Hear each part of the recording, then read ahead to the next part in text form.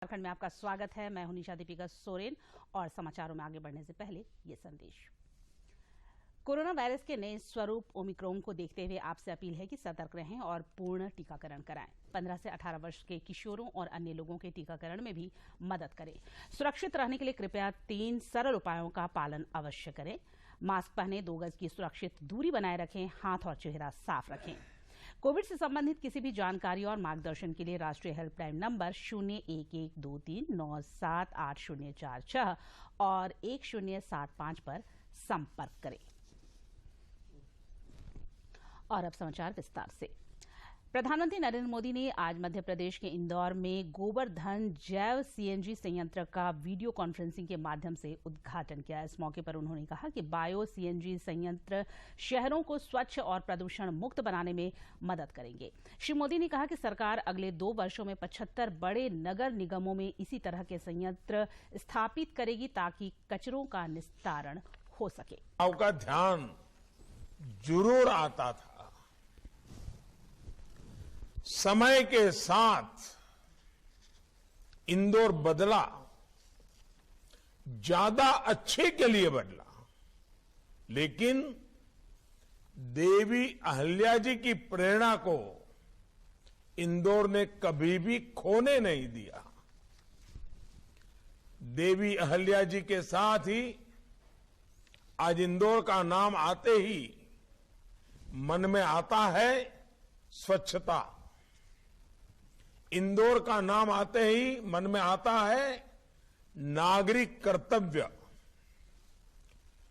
जितने अच्छे इंदौर के लोग होते हैं उतना ही अच्छा उन्होंने अपने शहर को बना दिया है।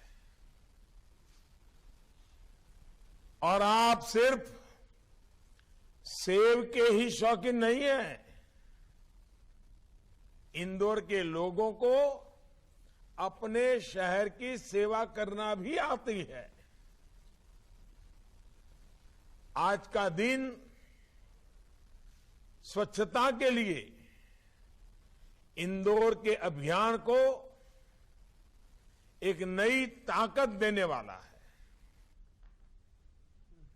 मुख्यमंत्री हेमंत सोरेन झारखंड जगुआर के 14वें स्थापना दिवस समारोह में शामिल हुए। इस मौके पर उन्होंने कहा कि सरकार शहीद जवानों के परिजनों के हर संभव सहयोग के लिए तत्पर है। मुख्यमंत्री हेमंत सोरेन ने झारखंड जगुआर के 14वें स्थापना दिवस समारोह को संबोधित करते हुए कहा कि पिछले 14 वर्षों के सफर के दौरान झारखंड जगुआर ने कई उल्लेखनीय सफलता हासिल की है। 14वां स्थापना दिवस के शुभ अवसर पर झारखंड पुलिस और झारखंड जगुआर के सभी वरीय पदाधिकारीगण और जवानों को मैं अपनी ओर से ढेर सारी शुभकामनाएं देता हूं। मुख्यमंत्री ने कहा कि झारखंड जैसे प्रदेश में खूबसूरत प्राकृतिक सौंदर्य के माहौल में नक्सलियों ने डर और भय का वातावरण बनाने का काम किया है, लेकिन झारखंड पुलिस और जगुआर के जवानों ने उग्रवाद उन्मूलन अभियान चलाकर राज्य में फिर से एक बेहतर वातावरण सृजन करने में अहम भूमिका निभाई है। कि झारखंड पुलिस के विभिन्न इकाइयां सिर्फ बंदूक गोलियां ही चलाने नहीं जानते, बल्कि एक खूबसूरत माहौल वातावरण सृजन करने में भी हमारी आप लोगों की अहम भूमिका है। इस मौके पर मुख्यमंत्री हेमंत सोरेन ने शहीद के परिजनों को सम्मानित भी किया। कार्यक्रम में पुलिस विभाग के कई अधिकारी मौजूद थे। रांची से प्रताप की रिपोर्ट। देश में पिछले 24 घंटे के दौरान कोरोना के 22,270 नए संक्रमितों की पहचान की गई, जबकि इस दौरान 60,298 संक्रमितों ने कोविड को मात देने में सफलता हासिल की है। दर्ज किए गए। वहीं पिछले 24 घंटों में 60,298 मरीज उपचार करवाकर स्वस्थ हो चुके हैं, जिसके बाद देश में रिकवरी रेट 98.21% हो गया है। वहीं साप्ताहिक पॉजिटिविटी रेट वर्तमान में 2.50% दर्ज किया गया। दैनिक पॉजिटिविटी रेट 1.80% हुआ।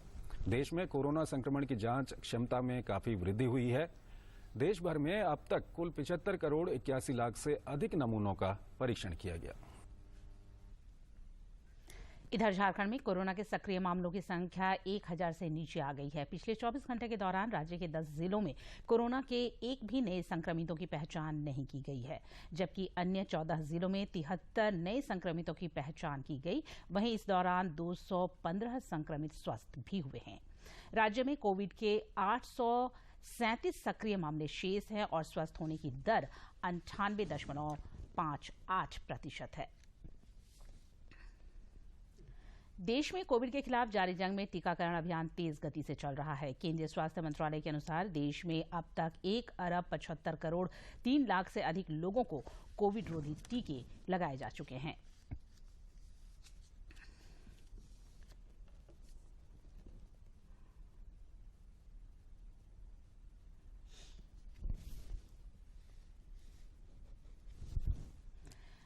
झारखंड प्रदेश कांग्रेस कार्यालय में आयोजित जनता दरबार कार्यक्रम में वित्त मंत्री रामेश्वर उरांव और ग्रामीण विकास मंत्री आलमगीर आलम लोगों की समस्याओं से रूबरू हुए और समाधान का भरोसा दिलाया।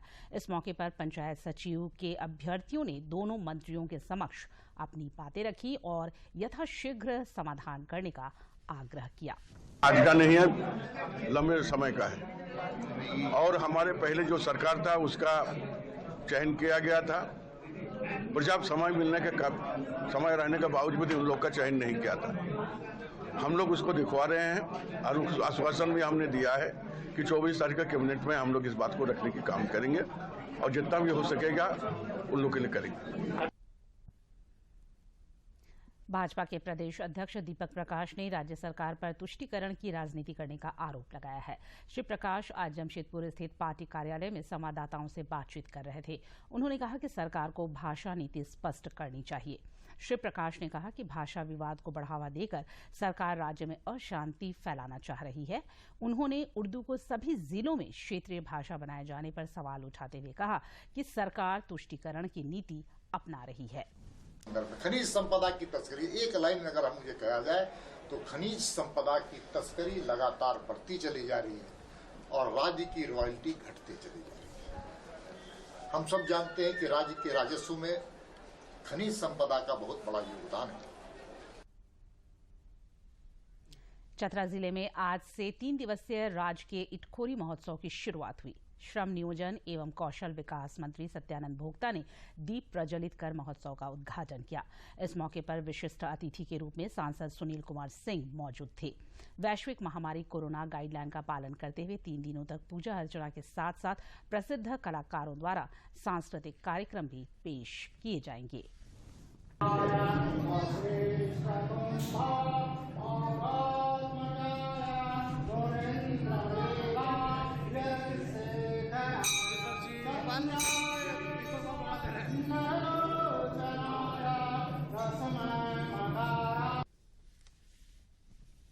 लोहरदगा जिले में उग्रवादियों के खिलाफ चलाए जा रहे अभियान में सुरक्षा बलों को बड़ी सफलता मिली है। जिले के पेशरार थाना क्षेत्र में सर्च अभियान के दौरान सुरक्षा बलों ने भाकपा माओवादी के 10 उग्रवादियों को गिरफ्तार किया है।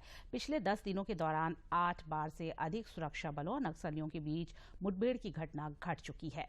पुलिस अधीक्षक प्रियंका मीणा और अभियान अधीक्षक दीपक पांडे के निर्देशन में सुरक्षा बलों द्वारा लगातार उग्रवाद प्रभावित क्षेत्रों में सर्च अभियान चलाया जा रहा है।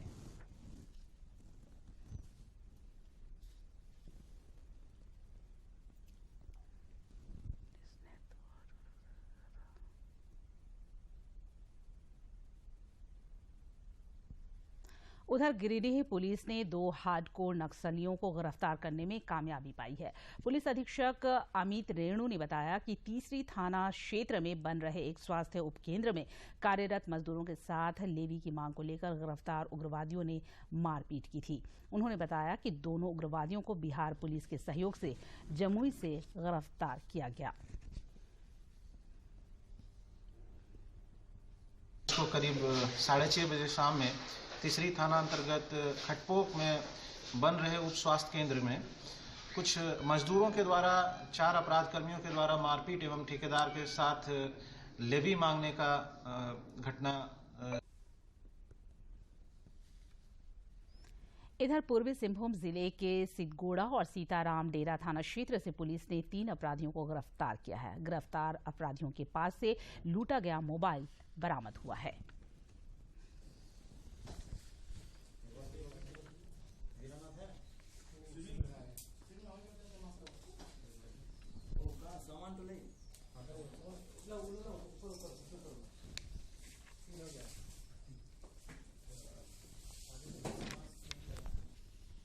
दिनांक 22/7/2021 को रवि चौहान जो बाबूडी लाल भट्टा के रहने वाले हैं, उनके द्वारा एक लिखित आवेदन दिया गया कि रात्रि में उनका मोबाइल की लूट की गई है, जिसके आधार पर सिद्धगोड़ा थाना कांड संख्या अंकित पर अनुसंधान प्रारंभ किया गया।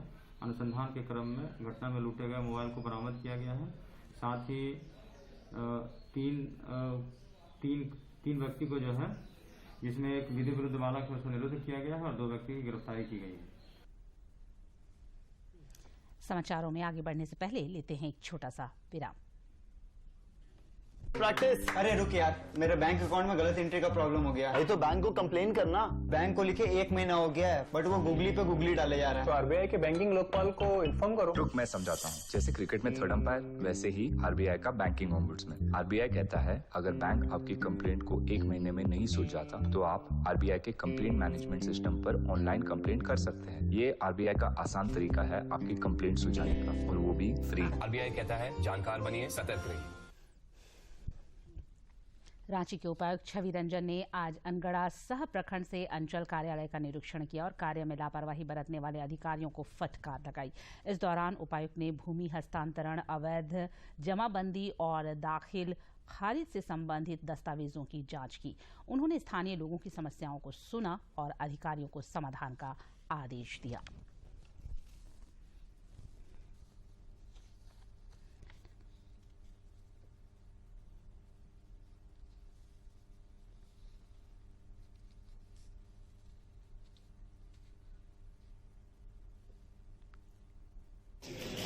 जो प्रत्येक अंचल और प्रखंड का एक रेगुलर इंटरवल पे उनका इंस्पेक्शन होते रहना चाहिए। वो इंस्पेक्शन आज हम लोगों ने यहाँ पर किया करके जिला के सभी अधिकारियों के साथ में, और प्रखंड और अंचल दोनों का निरीक्षण किया गया है। और इसमें जैसे कि जितने भी लॉग बुक होते हैं, सभी के सेवा पुस्त होते हैं, कैश बुक होते हैं, इसके अलावा म्यूटेशन, बंदोबस्त पंजी, जो भी इंक्रोचमेंट ड्राइव है, अवैध जमाबंदी है, उन सभी संचिका को हम लोग निरीक्षण करते हैं। उसमें जो त्रुटियाँ होती है उसको बताया जाता है, फिर उनको समय दिया जाता है कि वो उनका कंप्लायंस करें। सर, जीएम लैंड का जो झारखंड अधिविद्य परिषद जैक द्वारा आयोजित माध्यमिक और इंटरमीडिएट के वार्षिक परीक्षा को लेकर विभिन्न स्तरों पर तैयारियां शुरू कर दी गई हैं।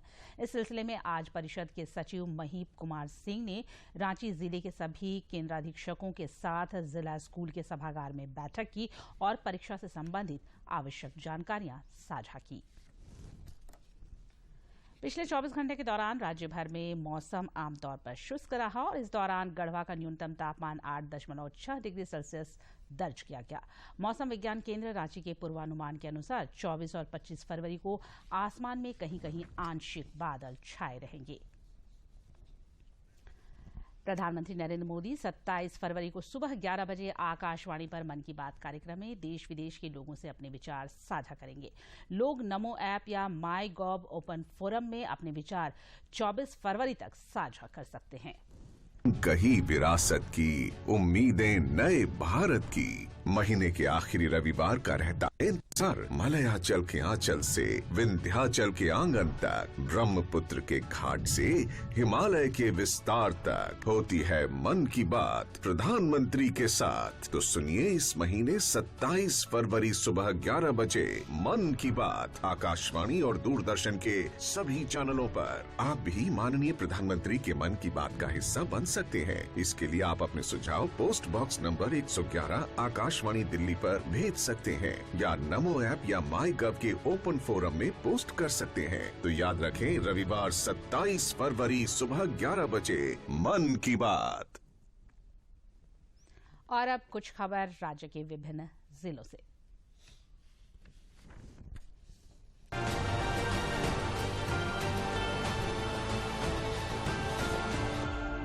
मुख्यमंत्री हेमंत सोरेन के निर्देश के बाद श्रम विभाग ने मलेशिया में फंसे गिरिडीह, हजारीबाग और बोकारो के 30 श्रमिकों को झारखंड वापस लाने की प्रक्रिया शुरू कर दी है।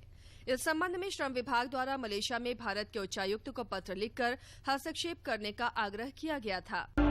भाजपा के प्रदेश अध्यक्ष दीपक प्रकाश पलामू के 3 दिवसीय प्रवास पर 20 फरवरी को जाएंगे। पार्टी सूत्रों ने बताया कि वे प्रवास के दौरान लातेहार, पलामू और गढ़वा जिले में विभिन्न कार्यक्रमों में शामिल होंगे। राज्य में कांग्रेस पार्टी का 3 दिवसीय चिंतन शिविर गिरिडीह स्थित प्रसिद्ध तीर्थस्थल पारसरात में 20 फरवरी से आयोजित किया जाएगा। शिविर में राज्य के लगभग सैकड़ों पार्टी कार्यकर्ता, संगठन पदाधिकारी और नेता शामिल होंगे। राज्य के 24 जिलों में बन रहा जिला स्तरीय मॉडल स्कूल का निर्माण इस वर्ष दिसंबर तक पूर्ण कर लिया जाएगा। हर जिले में 3 स्कूल शुरू करने की दिशा में सरकार तेजी से कार्य कर रही है। ऐसे स्कूलों में जिला स्कूल, कन्या उच्च विद्यालय और कस्तूरबा स्कूल शामिल हैं। इन स्कूलों में निजी स्कूल की तर्ज पर पठन पाठन प्रक्रिया शुरू होगी। गव्य विकास निदेशालय की ओर से कामधेनु अमृत कृषि कार्यशाला का आयोजन किया गया। मौके पर Indian council of medical research के नोडल अधिकारी डॉक्टर सिद्धार्थ विश्वास ने बताया कि रासायनिक खाद और हाइब्रिड बीजों से उत्पादित फसलें शरीर के लिए नुकसानदायक हैं। पलामू के उपायुक्त ने शिक्षा के पदाधिकारियों के साथ समीक्षा बैठक की। बैठक में छात्रों का खाता खोलने, छात्रवृत्ति, पोशाक, पाठ्य पुस्तक और साइकिल वितरण की समीक्षा की गई और कई निर्देश दिए गए। गिरिडीह के उपायुक्त ने जिले में स्वास्थ्य विभाग के पदाधिकारियों के साथ समीक्षा बैठक की। बैठक में कोविड-19 vaccination, testing, MTC, child health, family planning, maternal health, health sub centre, स्वावलंबन पोर्टल और नीति आयोग के लिए आवश्यक दिशा निर्देश दिए गए। साहिबगंज के उपायुक्त रामनिवास यादव ने जिले में कालाजार से बचाव के लिए IRS छिड़काव का शुभारंभ किया। इस दौरान उन्होंने लोगों से अपील की कि जिले को कालाजार मुक्त बनाने के लिए सभी लोग छिड़काव कर्मी का सहयोग करें। प्रधानमंत्री कुसुम योजना के तहत रांची जिले के किसानों के बीच अनुदानित दर पर सिंचाई के लिए solar stand, alone pump set का वितरण किया जाना है। इसे लेकर उपायुक्त छवि रंजन ने नोडल पदाधिकारी, जिला कृषि पदाधिकारी विकास कुमार को आवश्यक दिशा निर्देश दिए हैं। झारखंड राज्य क्रिकेट एसोसिएशन के उपाध्यक्ष अजय नाथ शाहदेव ने भारतीय क्रिकेट कंट्रोल बोर्ड के अध्यक्ष सौरव गांगुली के विशेष निमंत्रण पर कोलकाता पहुंचे। उन्होंने कोलकाता में भारत और वेस्टइंडीज के बीच खेले गए T20 मैच का लुत्फ उठाया।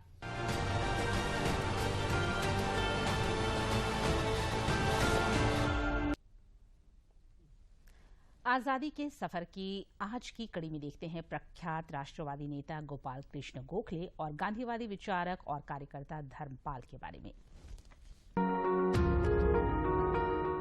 आज हम प्रख्यात राष्ट्रवादी नेता गोपाल कृष्ण गोखले को याद करते हैं, जिनकी मृत्यु 19 फरवरी 1915 को हुई थी। 9 मई 1866 को महाराष्ट्र में जन्मे गोखले ने 1884 में एल्फिंस्टन कॉलेज से स्नातक की उपाधि प्राप्त की। गोखले पश्चिमी राजनीतिक विचारकों के संपर्क में रहते थे और जॉन स्टुअर्ट मिल तथा एडमंड बर्क जैसे सिद्धांतकारों के प्रशंसक थे। गोखले महादेव गोविंद रानाडे के सामाजिक कार्यों से भी काफी प्रभावित थे। 22 साल की उम्र में गोखले प्रमुख राजनीतिक संगठन सार्वजनिक सभा के सचिव बने। 29 साल की उम्र में उन्हें भारतीय राष्ट्रीय कांग्रेस में सचिव के रूप में चुना गया था। उसी वर्ष वे बॉम्बे विश्वविद्यालय के सेनेट के लिए चुने गए। गोखले पूना नगर पालिका के सदस्य थे और उन्होंने इसके अध्यक्ष के रूप में भी कार्य किया। उनके नेतृत्व में स्थानीय प्रशासन में प्रभावी ढंग से सुधार किए गए और इसे लोकतांत्रिक बनाया गया था।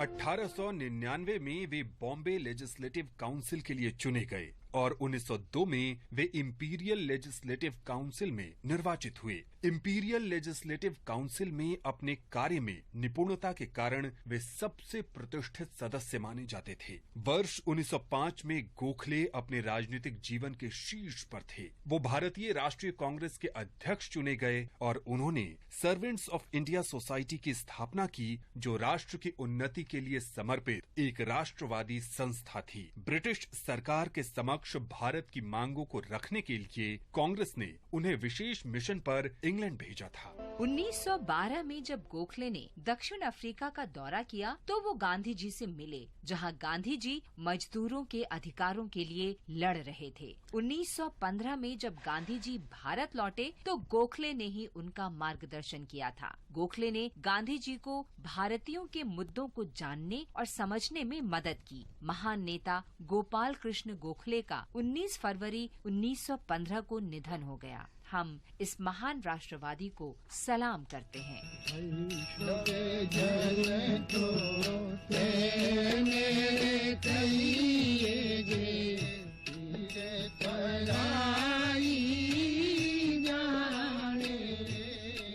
हम गांधीवादी विचारक और कार्यकर्ता धर्मपाल को भी याद करते हैं, जिनका जन्म 19 फरवरी 1922 को मुजफ्फरनगर में हुआ था। धर्मपाल बचपन से ही महात्मा गांधी से बेहद प्रभावित थे। 1940 में गांधी जी के व्यक्तिगत सत्याग्रह के आह्वान पर वे स्वतंत्रता संग्राम में शामिल हो गए। 1942 में उन्होंने स्नातक की पढ़ाई छोड़ दी और भारत छोड़ो आंदोलन में सक्रिय रूप से शामिल हुए। उन्होंने गांधी जी की शिष्या मीराबेन के साथ भी काम किया। 1947 में विभाजन के समय उन्हें पाकिस्तान से आने वाले प्रवासियों के पुनर्वास के लिए कांग्रेस सोशलिस्ट पार्टी के केंद्र का प्रभारी बनाया गया। इस दौरान वे कमला देवी चट्टोपाध्याय और डॉक्टर राम मनोहर लोहिया के निकट संपर्क में आए। वो 1948 में भारतीय सहकारी संघ के संस्थापक सदस्यों में से थे। 1966 से धर्मपाल ने ब्रिटिश द्वीपों में फैले भारतीय अभिलेखागारों की खोज के लिए खुद को समर्पित कर दिया।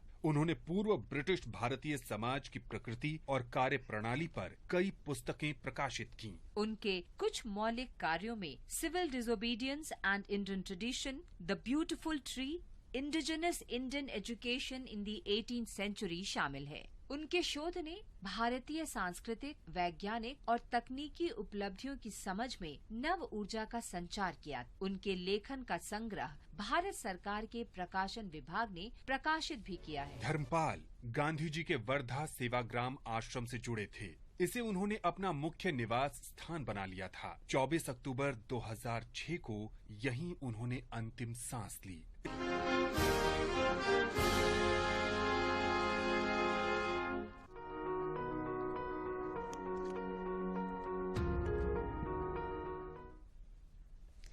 गिरिडीह जिले में आजकल एक बच्चे को लेकर काफी चर्चा है। 20 माह का बच्चा जो एक बार सुन लेता है उसे वह भूलता नहीं है। दूरदर्शन की टीम ने इस कुशाग्र बच्चे से मुलाकात की। गिरिडीह जिले के जमुआ प्रखंड के कुबरी गांव में ट्रक चालक अशोक यादव का इकलौता पुत्र अंकुश राज इन दिनों खूब सुर्खियां बटोर रहा है। 20 महीने के इस बच्चे की कुशाग्र बुद्धि के कारण कोई इसे भविष्य का गूगल बॉय, तो कोई छोटा कौटिल्य, तो कोई इंसाइक्लोपीडिया के नाम से पुकार रहा है। सिखाते हैं, बोल देखिए ये किया है, ये किया है, धीरे धीरे सीखिए। अंकुश की माता निशा भारती खुद स्टूडेंट हैं। वो बताती हैं कि बच्चे को लगभग सभी पक्षियों, जानवरों, फूल और सब्जियों के नाम अंग्रेजी में याद हैं।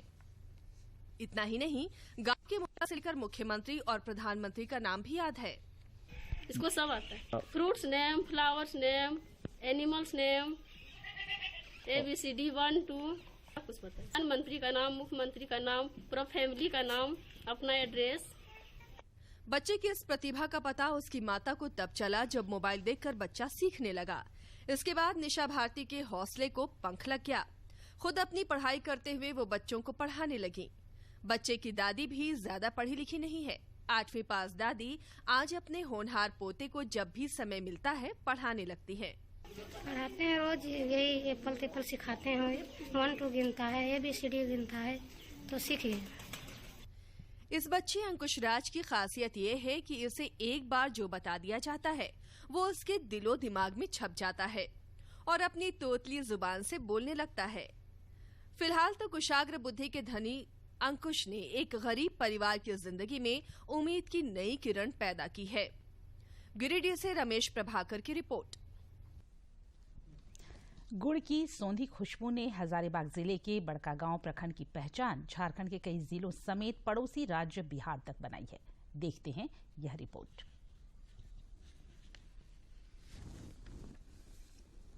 ग्रोसरी की दुकान हो या फिर डिपार्टमेंटल स्टोर, हम सभी ने गुड़ खरीदा है। लेकिन गांव और घरों में गुड़ बनते देखना हो तो हजारीबाग और रामगढ़ से सटे बड़कागांव इसका अच्छा उदाहरण है। यहाँ के किसान बहुतायत मात्रा में गन्ने की खेती करते हैं और सड़क किनारे इन दिनों उसके रस से गुड़ का निर्माण करते हैं। कतारी का रस भी बनाते हैं, इसमें पेरते हैं कल के बेर का करहा में डालते हैं, डाल कर उसको ढेला बनाते हैं। झोंक के 2 घंटा 3 घंटा के बाद ढेला बन जाता है। कमाई के नजरिए से गन्ने की खेती और गुड़ का निर्माण काफी फायदेमंद होता है। ठंड के मौसम में यहाँ के किसानों द्वारा बनाया गया गुड़ स्थानीय हाट बाजारों में पल भर में बिक जाता है। इससे किसानों को बाजार के लिए ज्यादा मशक्कत नहीं करना पड़ता। दिक्कत नहीं है, ये समझिए इसमें लागत कम है, मुनाफा ज्यादा होता है। कैसे खेती करते हैं? खेती लगाते हैं, काटते हैं और रोपते हैं और पैदा करते हैं, तब पेरते हैं, छोलते हैं और देखिए तब गुड़ बनाते हैं। बड़कागांव प्रखंड के सिंधवारी, नापो, बादम, सिकरी और पगार जैसे कई गांव के किसानों द्वारा बनाए गए गुड़ की बिक्री हजारीबाग के शहरी इलाकों, रांची, जमशेदपुर और बिहार के कई जिलों में की जाती है। आप देख रहे हैं यहाँ पर ये गन्ना से गुड़ बन रहा है और सबसे पहली जो प्रक्रिया है, खेत से गन्ना टूट कर आया, उसके बाद ये मशीन के जरिए यहाँ पर उसकी पेराई हुई और पेराई के बाद आप देख रहे हैं कि वो रस लाकर बाकायदा यहाँ पर बड़े बड़े कड़ाहा में उसे डाला जाता है और उसके बाद इसे करीब 4 से 5 घंटे तक इसी तरह जो यहाँ पर देख रहे हैं कि आग की भट्टी जो जल रही है, इस भट्टी में इसको 3 से 4 घंटे तक बाकायदा पकाया जाता है और उसके बाद ये सूख कर जो हम कहते हैं ना, इसका ढेला का रूप तैयार होता है। जो देखिए किसानों ने यहाँ पर इसको इस तरीके से रखा है और उसके बाद ये गुड़ आपके थालियों तक पहुँचता है। अपने सहयोगी करमवीर के साथ मैं दिवाकर कुमार, दूरदर्शन समाचार, बड़कागांव। दूरदर्शन झारखंड पर पल पल की खबरों से जुड़े रहने के लिए आप हमारे social media platform Twitter, Facebook और यूट्यूब से जुड़ सकते हैं, क्योंकि खबरों से बाखबर रहना जरूरी है, उससे ज्यादा जरूरी है सटीक, संतुलित और निष्पक्ष समाचार। हमारा ट्विटर हैंडल है डीडी न्यूज झारखंड और फेसबुक पेज है RNUDD के। आप हमें YouTube channel Jharkhand DD news पर भी देख और सुन सकते हैं। और अंत में मुख्य समाचार एक बार फिर।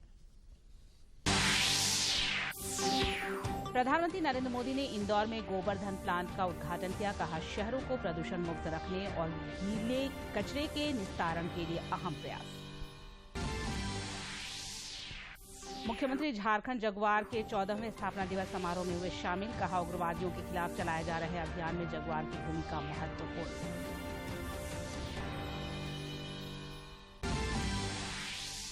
प्रदेश कांग्रेस मुख्यालय में मंत्री रामेश्वर उरांव और आलमगीर आलम ने सुनी जनता की समस्या। भाजपा अध्यक्ष दीपक प्रकाश ने भाषा को लेकर उठाए सवाल। और लोहरदगा जिले के पेशवार जंगल से भाकपा माओवादी के 10 सदस्य गिरफ्तार। गिरिडीह में 2 नक्सली धराए।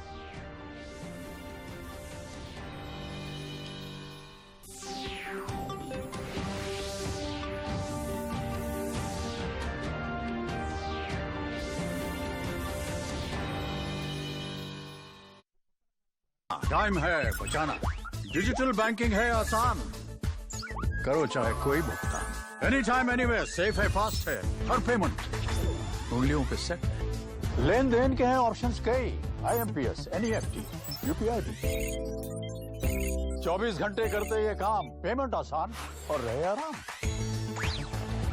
RBI कहता है जानकार बनिए, सतर्क रहिए।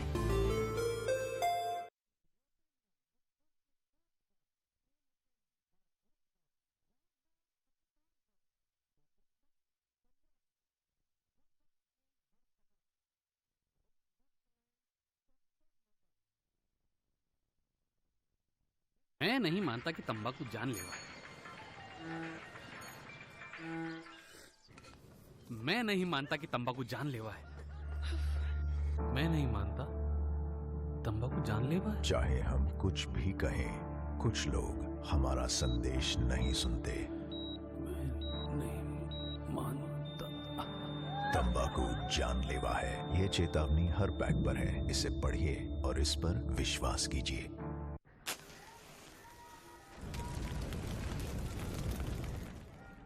बीड़ी सिगरेट का हर कश आपको नुकसान पहुंचाता है। ये आपके दिल तक खून ले जाने वाली मुख्य नस है। धूम्रपान से इसमें चिपचिपापन आ जाती है, जिससे इसमें जहरीले पदार्थ भर जाते हैं। इतना एक धूम्रपान करने वाले की नसों में पाया गया है।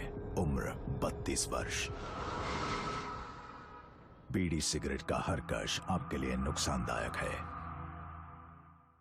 मनुष्य के स्पंज